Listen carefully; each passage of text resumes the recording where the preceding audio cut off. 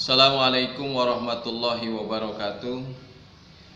Salam jumpa kembali anak-anakku sekalian yang berbahagia di kelas 8. Masih dalam suasana belajar jarak jauh, di suasana belajar pandemi. Karena itu saya harapkan kalian tetap semangat untuk mengikuti pelajaran saya, terutama pelajaran fikih dan pelajaran-pelajaran yang lain dari guru-guru yang lain. Saya lihat kalian kurang begitu semangat karena dari hasil pantauan saya, materi-materi pelajaran dari sekian murid hanya beberapa orang yang baru melihat materi itu. Nah, karena itu saya harapkan tetap semangat untuk mengikuti materi-materi pelajaran di pelajaran jarak jauh. Nah, pada pertemuan kali ini seperti biasa pelajaran saya pelajaran fikih. Pada pertemuan yang lalu kita sudah bahas tentang zakat, bahwa zakat itu ada dua, pertama zakat fitrah, kedua zakat mal. Zakat fitrah kita sudah bahas pada pertemuan yang kedua kemarin, tentang bagaimana zakat, waktunya, besarannya, kemudian tentunya kepada siapa yang diberikan, dan mudah-mudahan itu jadi ilmu dan senantiasa ada di dalam hati sanubari dan tidak akan pernah terlupakan. Pertemuan kali ini kita akan bahas tentang zakat harta. Zakat harta disebut juga dengan sebutan zakat mal, ya, disebut dengan zakat mal.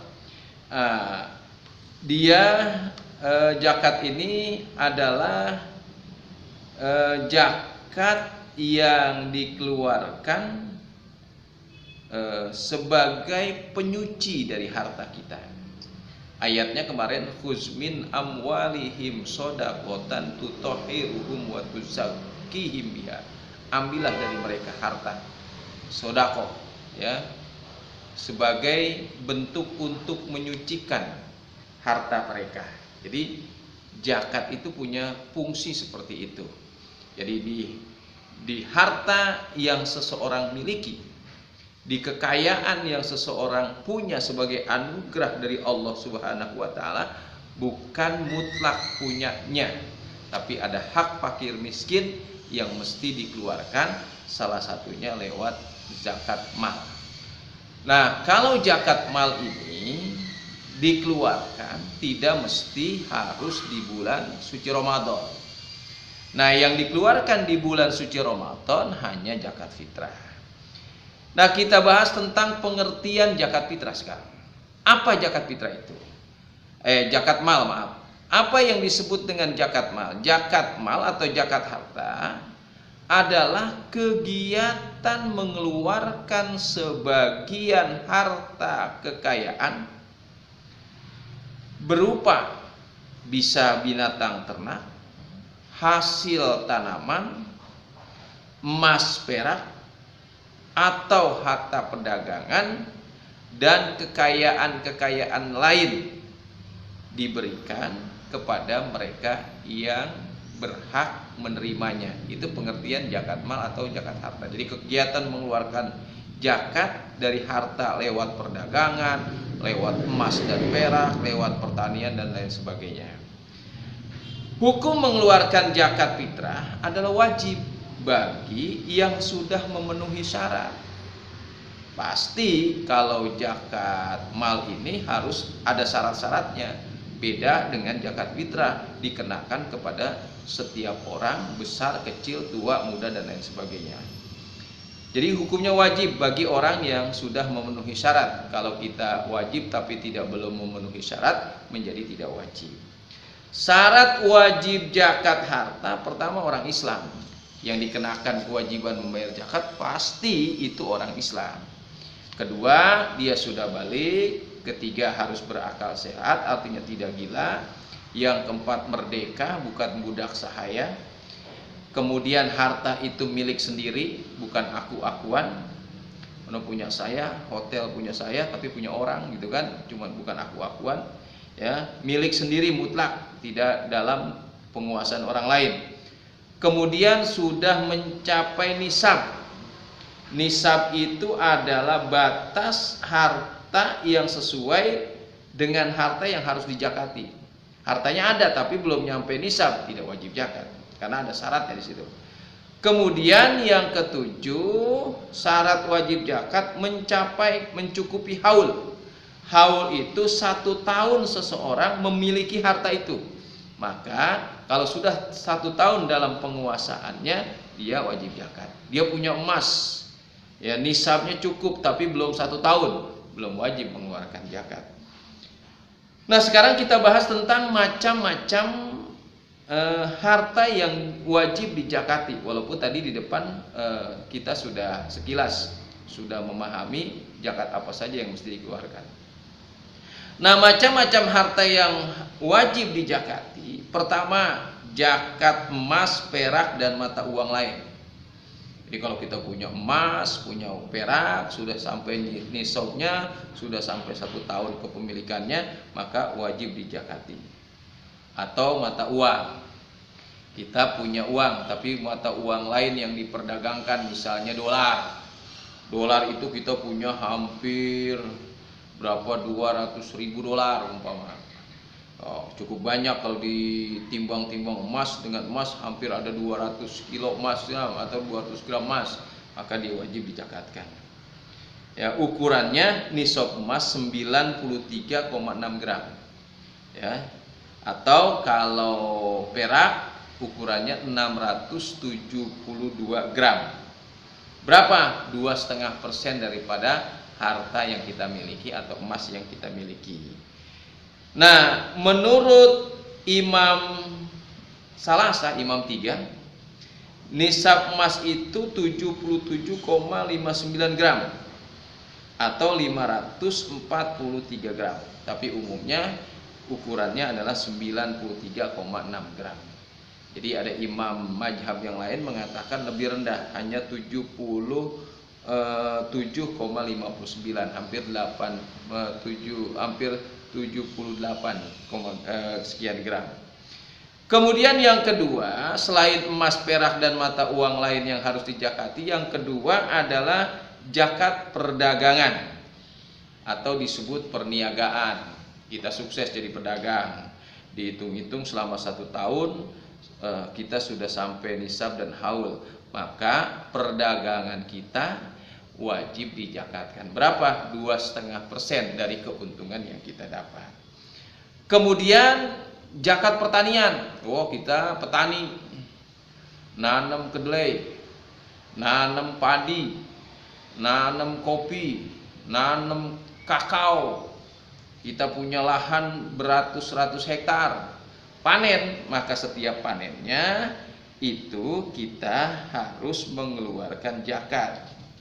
Zakat yang dikeluarkan setiap kali panen, bukan setiap tahun. Berapa? Kalau tumbuhan yang kita kelola kemudian diairi, pengairannya memakai ongkos atau memakai biaya, maka 5% zakatnya. Kalau airnya yang diairi tidak mengeluarkan biaya atau tada hujan, maka itu 10% dari hasil pertanian yang kita miliki. Itu patokannya. Setiap kali panen, ada biaya pengairan 5%. Tanahnya tanah tada hujan, tidak ada biaya pengairan, maka itu 10% lebih besar. Kenapa? Dia lebih sedikit mengeluarkan modalnya, maka zakatnya dikenakan besar. Kemudian yang keempat, zakat peternakan. Kita peternak, ya, ternaknya itu banyak. Kalau ternaknya cuma 2 ekor, 3 ekor, 5 ekor, 10 ekor kambing, itu belum wajib zakat. Ada ketentuan-ketentuannya, silakan kamu lihat di buku LKS halaman 26. Misalnya kalau kita peternak ontak umpama, ya, punya 5 sampai 9 ekor onta. Tapi di Indonesia tidak ada peternak onta. Kalau di Arab tuh banyak di gurun-gurun pasir peternakan onta. Dia punya 5 sampai 9 ekor onta, maka zakatnya 1 ekor kambing umur 1 tahun. Kalau dia punya 10 sampai 14 ekor, zakatnya 2 ekor kambing umur 1 tahun. Kalau dia punya 15 sampai 19 ekor, nambah besar lagi, dia zakatnya 3 ekor kambing. Kalau 20 sampai 24 ekor onta, maka zakatnya 4 ekor kambing. Atau 25-35 ekor onta, 1 ekor anak onta umur 1 sampai 2 tahun. Nah, itu zakat patokannya. Lihat tabelnya di halaman 26. Kalau sapi minimal 30. Kalau baru 10 belum wajib zakat. Dia punya minimal 30 sampai 39, maka zakatnya 1 ekor sapi umur 1 sampai 2 tahun. Kalau dia punya 40 sampai 59 ekor sapi, maka zakatnya 1 ekor sapi betina umur 2 sampai 3 tahun. Kalau kambing minimal dia punya 40 ekor. Kalau baru 20 ekor belum wajib zakat. Minimal 40 ekor sampai dengan 120 ekor, zakatnya 1 ekor kambing 2 sampai 3 tahun. Kemudian kalau 121 sampai 200, 2 ekor kambing. 201 sampai 300 ekor, 3 ekor kambing zakatnya. 301 sampai 400 ekor, maka zakatnya 4 ekor kambing. Nah, itu harus dikeluarkan setiap tahun kalau dia sudah sampai nisabnya. Kemudian yang kelima, harta temuan. Dalam fikih harta temuan disebut rikas. Atau kalau kita suka bilang, kalau harta boleh nemu di dalam tanah namanya harta karun. Kalau kita menemukan harta temuan, maka dia sudah menunggu dapat 1 tahun, menunggu 1 tahun harta temuan itu, zakat yang dikeluarkan lebih besar, 20% dari apa yang sudah ditemukan. Nah, itu zakat mal yang mesti harus dikeluarkan, perdagangan, pertanian, peternakan. Nah, dalam perkembangan selanjutnya ada zakat profesi namanya. Nah, saat ini ada orang punya profesi-profesi tertentu yang menghasilkan banyak uang, misalnya artis, pendapatannya cukup banyak, maka profesi keartisannya itu dikenakan zakat. Atau dia profesinya sebagai dokter, wah dia kaya, memenuhi standar ininya, haul dan nisab, maka dia wajib zakat. Atau profesinya sebagai apa misalnya pesulap, macam-macam ya, pokoknya entertain, maka dia tetap wajib zakat. Nah, ijtihad ulama memandang bahwa penghasilan profesi seseorang perlu dikeluarkan zakat zaman sekarang sesuai dengan perkembangan. Untuk itu, beberapa ulama sepakat memasukkan pendapatan seseorang dalam zakat mal, khususnya zakat profesi. Misalnya profesinya sudah disebutkan tadi, artis, notaris, ya kan, akuntan atau wira swasta, dia wajib mengeluarkan zakat.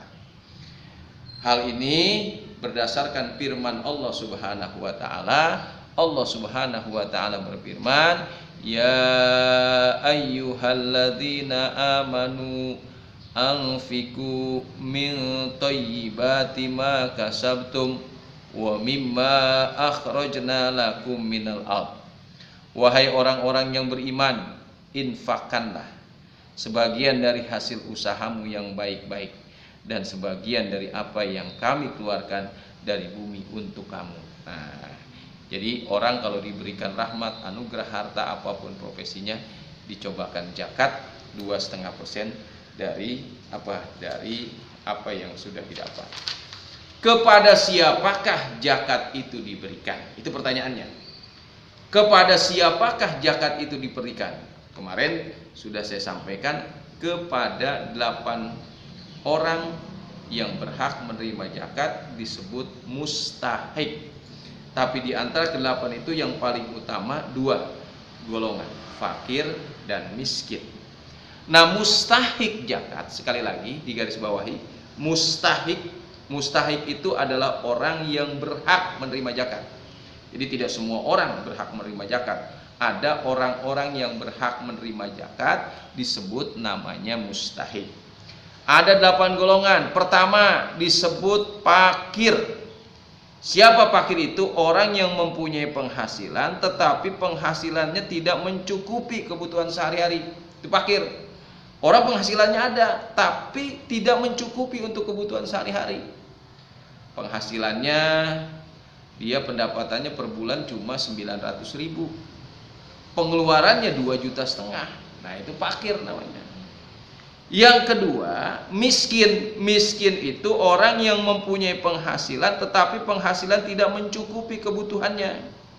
Nggak ada pendapatan apa-apa, kerjanya serabutan, tidak mencukupi gitu. Boro-boro ada bulanan, ya, makan aja tiap hari susah. Nah, itu dikategorikan miskin.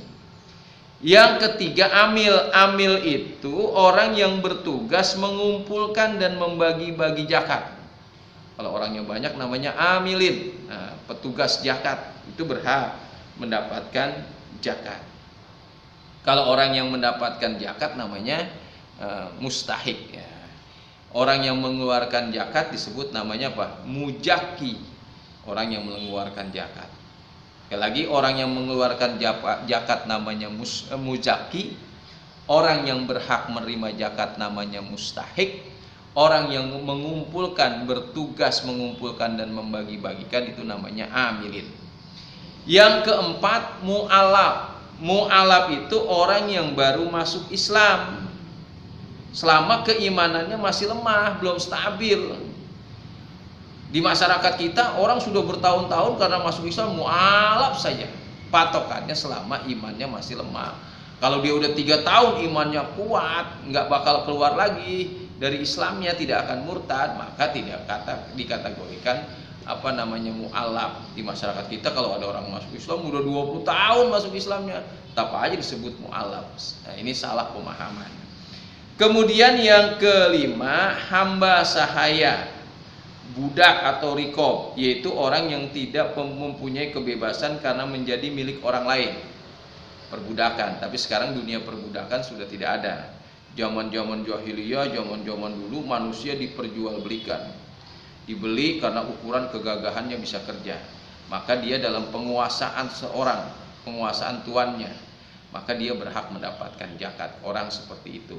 Tapi zaman sekarang sepertinya sudah tidak ada perbudakan, perjualbelian manusia gitu.